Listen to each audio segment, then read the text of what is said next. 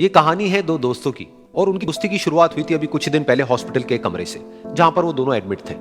तो दोनों में से जो एक था उसको अभी कुछ दिन पहले एक पैरालिसिस का अटैक आया था, जिसकी वजह से गर्दन के नीचे की उसकी पूरी बॉडी पैरालाइज हो गई थी और वो अपनी एक उंगली तक नहीं हिला सकता था।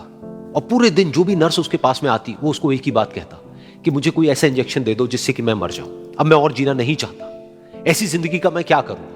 तो उसका जो दोस्त था उस कमरे में, क्योंकि वो चल फिर सकता था, तो रोज सुबह और रोज शाम को उस कमरे में खिड़की थी, उसके पास में जाकर के खड़ा हो जाता और अपने दोस्त को बताता कि उस खिड़की के बाहर क्या चल रहा है। बिल्कुल नीला आसमान है, सफेद बादल है, हल्की हल्की हवा चल रही है और कुछ पंछी उड़ रहे हैं। एक बहुत ही सुंदर बीच है जहां पर कुछ बच्चे मिट्टी के घरौंदे बना रहे हैं। कुछ लोग हैं जो वहां पर बैठे हुए बस समुद्र की लहरों को देख रहे हैं। कुछ लोग जॉगिंग कर रहे हैं, कोई एक्सरसाइज कर रहा है, कोई पतंग उड़ा रहा है। वहां पर एक आइसक्रीम की स्टॉल है जहां पर कुछ लोग आकर के आइसक्रीम खा रहे हैं। और सनसेट के टाइम पे जो पानी है वो पूरा गोल्डन हो जाता है और चमकने लगता है। तो शुरू में तो जब उसने वो सब बताना शुरू किया तो उसके दोस्त के ऊपर ज्यादा असर नहीं हुआ, लेकिन धीरे धीरे उसके अंदर जीने की चाह जागने लगी। अब वो सुबह का इंतजार करने लगा कि जल्दी से सुबह हो और मेरा दोस्त मुझे बताए कि आज यहां पर क्या हो रहा है। कुछ दिन तक ऐसे ही चलता रहा। फिर एक दिन जब वो सुबह उठा तो उसने देखा कि सामने वाला बेड खाली है।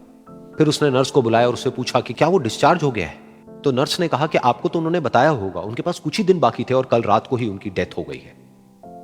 ये सुन करके उसके अंदर की उम्मीद पूरी तरह से टूट गई, क्योंकि सिर्फ उसका दोस्त ही था जिसने उसको बाहर की दुनिया से जोड़ा हुआ था, जिसकी वजह से वो जान पाता था कि बाहर क्या हो रहा है और ये दुनिया कितनी खूबसूरत है। तो कुछ दिन तक तो वो रोता रहा और उसने जीने की चाह छोड़ दी। लेकिन दूसरी ही तरफ से उसके अंदर कहीं ना कहीं एक नई चाह पैदा हुई कि काश मरने से पहले एक बार मैं खुद अपनी आंखों से देखूं इस खिड़की के बाहर कि दुनिया कैसी है। जैसे जैसे उसकी ये चाह बढ़ने लगी, उसको अपने अंदर एक अजीब सी एनर्जी महसूस होने लगी। और फिर एक दिन उसने अपनी पूरी ताकत लगा दी और किसी तरीके से वो बेड से नीचे गिरा और पकड़ पकड़ करके किसी तरह से उस खिड़की तक पहुंचा। फिर उस खिड़की को पकड़ करके वो खड़ा हुआ और खिड़की के बाहर देख लिया। लेकिन खिड़की के बाहर देखते ही वो गुस्से से भर गया। उसने जोर से नर्स को आवाज लगाई और जैसे ही नर्स आई उसने नर्स से पूछा, ये तुमने क्या किया, ये खिड़की के बाहर काली दीवार क्यों खड़ी कर दी। तो नर्स को समझ नहीं आया वो क्या बोल रहा है और वो बोली कि मुझे 5 साल हो गए हैं यहां पर, जब से मैं आई हूं तब से तो ये काली दीवार यहां पर है। तब जाकर के उसको समझ आया कि उसका वो दोस्त उससे झूठ बोल रहा था। और उसने नर्स से पूछा, अगर ये काली दीवार पिछले 5 साल से यहां पर है तो मेरे दोस्त ने मुझसे झूठ क्यों कहा। तो नर्स थोड़ा सा मुस्कुराई और बोली कि मैं ये तो नहीं जानती कि उन्होंने आपसे झूठ क्यों कहा, लेकिन मैं इतना जरूर जानती हूं कि जो भी कुछ उन्होंने आपसे कहा उसी वजह से आप अभी अपने पैरों पर खड़े हैं।